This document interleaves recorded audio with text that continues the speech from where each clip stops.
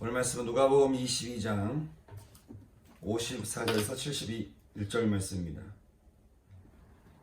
제가 쭉 읽어갈 테니까요. 여러분 함께 읽으셨으면 좋겠습니다. 예수를 잡아 끌고 대제사장의 집으로 들어갈새 베드로가 멀찍이 따라가니라. 사람들이 뜰 가운데 불을 피우고 함께 앉았는지라. 베드로도 그 가운데 앉았더니 한 요종이 베드로의 불빛을 향하여 앉은 것을 보고 주목하여 이르되 이 사람도 그와 함께 있었느니라 하니 베드로가 부인하여 이르되 이 여자여 내가 그를 알지 못하노라 하더라. 조금 후에 다른 사람이 보고 이르되 너도 그 도당이라 하거늘 베드로가 이르되 이 사람아 나는 아니로라 하더라. 한 시간쯤 있다가 또 한 사람이 장담하여 이르되 이는 갈릴리 사람이 참으로 그와 함께 있었느니라. 베드로가 이르되 이 사람아 나는 얘가 하는 말을 알지 못하노라고 아직 말하고 있을 때에 닭이 곧 울더라. 주께서 돌이켜 베드로를 보시니 베드로가 주의 말씀 곧 오늘 닭 울기 전에 얘가 3번 나를 부인하리라 하심이 생각나서 밖에 나가서 심히 통곡하니라. 지키는 사람들이 예수를 희롱하고 때리며 그의 눈을 가리고 물어 이르되 선지자 노릇하라 너를 친 자가 누구냐 하고 이 이외에도 많은 말로 욕하더라. 날이 새매 백성의 장로들 곧 대제사장들과 서기관들이 모여서 예수를 그 공회로 끌어들여 이르되 얘가 그리스도이거든 우리에게 말하라. 대답하시되 내가 말할지라도 너희가 믿지 아니할 것이요 내가 물어도 너희가 대답하지 아니할 것이니라. 그러나 이제부터는 인자가 하나님의 권능의 우편에 앉아 있으리라 하시니 다 이르되 그러면 얘가 하나님의 아들이냐. 대답하시되 너희들이 내가 그라고 말하고 있느니라. 그들이 이르되 어찌 더 증거를 요구하리요 우리가 친히 그 입에서 들었노라 하더라. 아멘.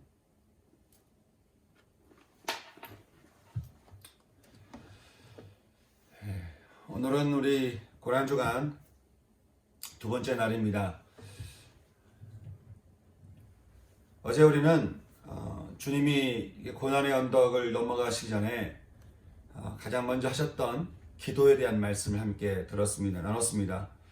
주님이 습관적으로 하나님께 기도하며 사셨던 이유에 대해서 생각해보면 두 가지라고 볼 수 있는데, 하나는 하나님과 서로 통하는 그것 때문에 주님이 늘 기도하셨다는 것이죠. 하나님의 생명과 내 영혼이요 이렇게 서로 통하여서 그 영원한 천국이 임하게 하는 것은요, 그것은 기도밖에 없는 거예요. 그래서 기도는 바람의 자리가 아니고 기도는 믿음의 자리라고 제가 늘 말씀드렸죠. 기도는 내가 어떤 목적을 가지고 비는 자리가 아니라고 하는 거예요. 기도는 믿음의 하나님이 내게 주시는 성경의 그 모든 말씀을 내가 붙들고 그 주님의 뜻이 내게 이루어지도록 간구하는 자리요. 그래서 주님이 내 삶에 충만히 임하시도록 주님을 영접하는 자리가 바로 기도다라고 하는 것이에요. 이것을 위해서 우리는 하나님과 우리 사이에 막힌 담이 없는지 우리 마음을 늘 살피고 우리가 회개하며 나가야 되는 것이죠. 둘째로 습관적으로 주님이 기도하시며 했던 이유는 유혹에 빠지지 않고 시험에 들지 않기 위해서였습니다. 주님은 우리가 참 유혹에 참 약한 걸 너무 잘 아세요. 우리가 참 시험 들기 쉬운 사람이라는 것도 주님이 너무 잘 아세요. 왜냐하면 이 세상 어둠의 세상 주관자들과 하늘에 있는 악한 영들이 우리 인생을 가만히 내버려 두지 않기 때문에 그렇다고 하는 것이죠. 주님이 늘 기도하심으로 사단에게 틈을 주지 않으시고 또 천사들의 도움을 받아서 십자가에서 끝까지 승리하신 것 같이요. 여러분, 우리도 만약에 주님처럼 습관적으로 하나님 마음과 내 영이 서로 통하며 우리가 시험에 들지 않고 유혹에 빠지지 않도록 주님과 늘 기도하며 인생을 살아간다 한다면 여러분, 우리의 삶이 어떻게 될 것 같습니까? 저는 이번 고난주간에 저와 여러분의 신앙이요, 하나님과 서로 이렇게 통하는 시간을 좀 집중적으로 가질 수 있는 그런 저와 여러분이 될 수 있기를 소망하는 거예요.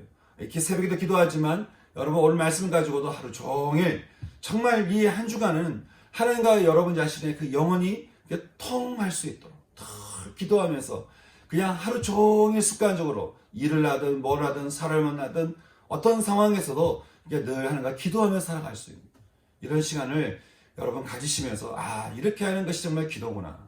새벽 기도뿐만 아니고 내 하루 종일 삶을 통해서 기도하며 하나님과 이렇게 만나는 것이 어떤 건가를 여러분이 경험할 수 있는 여러분 될 수 있기를 소망하는 것이. 오늘 우리는 주님의 십자가의 길에서 베드로를 만나게 됩니다. 그는 안타깝게도 주님과 함께 있긴 했지만 주님과 이렇게 마음이 통하는 사람은 아니었어요. 그 당시에는. 그는 주님의 오른팔처럼 열심히 일하는 사람이었어요. 누가 봐도 그는 수지자였죠. 그런데 안타깝게도 그는 주님과 영적으로는 막힌 사람이었습니다. 오늘 말씀에서 주님이 십자가의 길에 이렇게 들어가실 때에 그 전에 주님이 그렇게 수없이 말씀하셨지만 베드로는 진짜 주님이 잡히실 줄을 몰랐다는 심정으로 주님을 따라가게 됩니다. 오늘 말씀에서 참 주님의 수지자라고 불렸지만 참 주의 영과 통하지 않았던 이 베드로에게 어떤 일이 일어났다고 우리에게 말씀해 주고 있습니까? 예수님을 3번이나 부인하게 되는. 사실 이것도 주님이 이미 말씀해 주셨어요. 그런데 이것도 내가 설마 그럴까? 그렇게 주님 말씀하셨는데도 불구하고 그는 아직도 자기 힘이 이렇게 강했던 사람이었습니다. 그래서 결국에 자기 의의를 따라가다가 주님을 부인하게 되는 어처구니 없는 상황을 그가 맞이하게 되었다라고 하는 것이죠. 그는 어쩌면요, 뭔가 이렇게 경험을 해야 믿는 사람이었는지도 모르겠습니다. 여러분, 신앙을요, 경험에 의지하게 되면 경험했으니까 내가 확실하다고 말할 수 있을지 모르겠지만 여러분, 사실 그것처럼 위험한 건 없습니다. 불신으로 넘어지는 경험을 해서 얻어지는 것은요, 신앙이 가리키는 길이 아닙니다. 신앙이라고 하는 것은 먼저 믿고 그 다음에 승리를 경험하는 것입니다. 이것이 신앙이다라고 하는 것이죠. 베드로는 빛 대신 예수님의 말씀을 믿고 따라가지 않다가 사단에게 빌미를 내주고 말았습니다. 바로 마당에 피운 불빛에 사람들에게 자기 자신을 노출시키게 된 것이죠. 그리고는 그런 사람들에게 자신이 제자가 아니라는 것을 부인하기 위해서 험한 말까지 하는 안타까움을 경험하게 됩니다. 그 이후에 제가 참 말씀을 볼 때마다 늘 마음속에 이렇게 놀라게 되는 말씀 한 구절이 있는데, 그것은 주님께서 자신을 부인했던 그 베드로를 보셨다는 거예요. 부인하는 베드로를 주님이 보셨다는 것이죠. 주께서 돌이켜 자신을 부인하며 욕하기까지 하는 그 베드로를 보셨다는 거예요. 아마 이것은 나중에 주님으로부터 직접 들었던 말씀이었던 것 같습니다. 그때 주님이 어떤 마음이셨을까? 자기 자신을 부인하고 있는 베드로를 보시고 있는 그 주님의 마음은 어떤 마음이었을까? 아마 그랬을 것 같은 거예요. 내가 너에게 3번 부인할 거라고 말하지 않았냐는 거예요. 그래서 내가 기도하라고, 유혹에 빠지지 않도록, 시험에 들지 않도록 내가 너에게 기도하라고 하지 않았냐는 거예요. 어쩌면 참 베드로를 보시면서 안타까워하는 마음이 주님 가운데 있지 않으셨을까? 베드로는요, 이 모든 일을 저지른 다음에야 주님이 하시는 말씀이 생각나서 밖에 나가서 심히 통곡했다라고 성경은 이야기해 주고 있습니다. 여러분, 우리는 베드로처럼 예수님이 이렇게 미리 말씀해 주신 또 한 사람을 우리는 알고 있습니다. 바로 가룟 유다입니다. 만약에 그가요, 나중에라도 베드로처럼 주님이 하시는 그 말씀을 생각나서 또 주님이 생각나서 이렇게 심히 통곡했다 한다면, 그렇다면 어땠을까? 그는 자기 잘못은 깨달았어요. 이렇게 하면 안 되는 것들은 알았어요. 그 절망 가운데 있다가 그는 자살하고 만 것이죠. 베드로는요, 주 앞에 심히 통곡한 이 순간을 경험하고서야 정말 주님의 마음과 그 뜻이 어떤 것인가를 그는 깨닫게 되었습니다. 베드로는 단순히 주님을 부인한 걸 가지고 통곡한 게 아니었어요. 그는 그 순간 자기가 뭔가 이렇게 제자가 된 걸 후회했다든지, 아니면 내가 여기 괜히 와가지고 내가 왜 이런 일을 내가 겪었나 이렇게 했다든지, 뭔가 후회했다든지, 뭔가 내가 왜 들켰을까, 이것 때문에 주님이 베드로가 눈물로 이렇게 통곡한 것은 아닌 것입니다.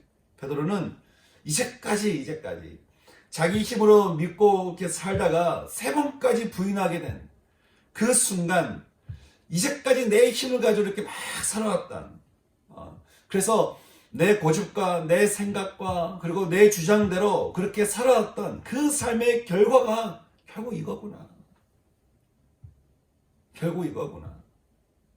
내가 참 비참한 존재구나. 나는 예수님의 수제자라고 해야죠. 사람들의 박수도 받고 칭찬도 받고 인정도 받고. 나는 그런 사람인 줄 알았는데, 그런데 내 자신의 그 속마음을 실제로 만나게 된 거예요. 내가 얼마나 죄인인지, 내 속에 내가 얼마나 연약한 존재인지, 내가 겉으로 치장되어 있는 내가 아니고 진짜 나와의 만남을 하는 딱 그 순간 그런 눈물이 팍 터진 거예요. 그리고 그 순간 베드로는 아마 깨달았을 것 같습니다. 이런 내 자신도 주님이 용서하실 거라고 하는 사실을 그는 알았을 겁니다. 그러니 더 눈물이 터지는 거예요. 내 연약함을 보고 내 부족함을 보고 나에 대한 그 부끄러움과 그런 나를 분명히 주님이 또 용서하시고 사랑하실 거라고 하는 것을 알면서 그런 눈물이 팍 터진 것이죠. 그동안 교만했던 자신에 대한 통고, 이게 참 내 수준이구나 하는 것에 대한 통고, 이게 나구나. 그는 후회와 절망에 눈물을 터뜨리기보다 그제서야 진짜 내 자신을 발견하게 되는, 하나님과 진짜 내가 통하게 되는 그 순간의 눈물을 그는 터뜨렸다는 것이죠. 여러분 살아오시면서 혹시 베드로처럼 상한 심령으로 눈물을 이렇게 터뜨려 본 적이 있으십니까? 눈물이라고 하는 것은요, 우리가 슬퍼서 울기도 하고 고통스러워서 울기도 하고 외로워서 울기도 하고 억울해서 울기도 하고 참 여러 가지 눈물이 있지만 가장 아름다운 눈물은요, 겸손의 눈물입니다. 겸손의 눈물입니다. 그리고 하나님을 만난, 나를 끝까지 용서하시고 나를 끝까지 사랑하시는 그 예수님을 만났을 때의 그 눈물, 그 눈물처럼 아름다운 눈물은 없는 것이죠. 내가 어떤 존재인지, 내가 어떻게 사랑을 받고 있는지, 내가 어떻게 용서를 받고 있는지, 내게 주신 그 은혜 앞에 눈물을 터뜨리는 그 눈물만큼 아름다운 게 어디 있겠습니까? 제가 말씀을 보니까요, 믿음이라고 하는 것은 어떤 지식을 깨닫는 건 아닌 것 같아요. 믿음은 죽음으로 나를 용서하시고 사랑하시며 용납해 주시고 수용해 주시는 그 십자가의 사랑 앞에, 마치 아기가 엄마 뱃속을 빠져나올 때 울음을 탁 터뜨린 것 같이 육으로 붙들린 내 삶이 하나님의 절대 사랑 앞에서 다시 태어나는 그런 통곡의 순간이 우리에게 있어야 된다라고 하는 것이, 우리를 죽음으로 사랑하시는 참 그 주님 앞에 우리 마음에 움켜쥐고 있는 그 죄덩어리와 또 말씀을 어기고 죄의 열매를 내고 있는 우리의 모습, 그리고 끝까지 나를 고집하며 나를 내려놓지 않고 그렇게 살아가고 있는 참 우리의 그 모습이 하나님 앞에 눈물로 이렇게 통곡하며 그것을 통회하며 그렇게 내 자신을 주 앞에 이렇게 내어놓지 않은 한은 우리는 참 신앙생활하면서 주님의 사랑을, 주님의 은혜를 이렇게 경험하기가 참 쉽지 않은 그러한 참 우리 자신인 것 같습니다. 베드로는요, 그동안 주의 말씀을 수없이 듣고 눈으로 수없이 참 경험했지만 베드로는 이때 이 눈물의 시간을 경험한 다음에서야 그는 제대로 된 인생 2막을 살아갈 수가 있었습니다. 사랑하는 여러분, 십자가의 주님은 지금도 베드로처럼 우리의 삶을 보고 계십니다. 십자가의 주님, 죽음으로 가시는 그 십자가의 예수님은 지금도 우리 자신을 보고 계신다는 것이죠. 여러분, 주님이 십자가의 길을 어떻게 가셨습니까? 오늘 말씀 보니까 사람들에게 희롱당하고 매를 맞으며 또 얼굴을 맞고 많은 말로 던지는 그 욕을 당하면서 결국 예수님이 모세에게 명하셨던 장로들, 대제사장들, 그리고 서기관들에게 끌려가서 재판받으면서 그렇게 참 어떻게 사형 선고를 당하셨던 우리 주님 아닙니까? 여러분, 그 주님이 그 일을 당하실 이유가 없는데 그 고통 가운데 그 길을 가셔야 했던 것은 결국 우리를 용서하시고 우리를 품어주시고 우리의 모든 짐을 다 덜어주기 위해서 그러셨던 거 아니겠습니까? 그 주님이 베드로를 바라보신 것처럼 우리도 바라보고 계신다는 거예요. 끝없는 용서함으로, 끝없는 사랑으로, 그리고 끝없이 우리에게 언약을 베푸시면서 우리를 구원 가운데로 인도하고 계시는 그 주님이 우리를 바라보시는 참 이 현장 앞에, 여러분, 정말 우리가 주님 앞에 우리의 마음을 내어놓고 우리 속사람에 숨겨진 내 모든 죄악을 다 내려놓고 우리의 죄된 이 모든 삶을 주 앞에 다 내려놓고 나를 끝없이 품어주시는 그 주님 앞에 여러분 우리가 좀 통회하는 시간, 우리가 통곡하는 시간, 정말 눈물로 주님을 찾는 시간, 그래서 정말 아기가 새롭게 태어난 것처럼 주 앞에 이렇게 새롭게 태어나는 그런 시간들이 우리에게 있어야 되지 않는가. 저는 이 시간도 그렇지만 오늘 하루 주님 앞에 그렇게 여러분의 속사람이 주 앞에 눈물을 터뜨릴 수 있는, 그래서 정말 겸손의 눈물을 터뜨릴 수 있는, 그래서 정말 주님과 여러분 자신이 영혼과 그 마음이 서로 통할 수 있는, 그래서 진짜 주님이 주시고자 하는 그 천국의 기쁨이 뭔가를 알 수 있는 그런 은혜가 저는 저와 여러분 모두 가운데 있을 수 있기를 주님의 이름으로 축원하는 것입니다. 제가 치유 집회를 다니면서 가장 안타까웠던 순간 중 하나는 뭐냐면 자기는 치유받을 게 없다라고 하는 사람이 가장 안타까워요. 자기는 상처받은 게 없다는 거예요. 여러분, 상처받지 않는 인생이 어디 있습니까? 치유가 필요 없는 인생이 어디 있겠습니까? 자기가 그 말은 자기가 죄가 없다는 말과 똑같아요. 나는 괜찮아 라고 생각할 것이 아니고 여러분 정말 주님 앞에 여러분 내가 괜찮아 라고 하면요 언젠가 베드로처럼 주님을 부인하게 되는 그런 순간을 우리가 맞이하게 됩니다. 우리가 그럴 것이 아니고 먼저 주님 앞에 내 자신을 겸손하게 내려놓고 우리가 겸손하게 엎드려서 겸손하게 무릎 꿇고 주 앞에 내 자신을 통회하며 나갈 수 있는 저는 이 시간 될 수 있기를 소망합니다. 함께 제가 또 찬양 틀어놓을 건데요. 주의 말 찬양 들으시면서 여러분 자신을 주 앞에 또 기도하시면서 그렇게 주 앞에 통회하는 이 시간을 가지시고 또 교회를 위해서도 기도해 주시고요. 그리고 우리 성도들 위해서 기도해 주시고 또 한 주간 여러분 미얀마를 꼭 기억해 주세요.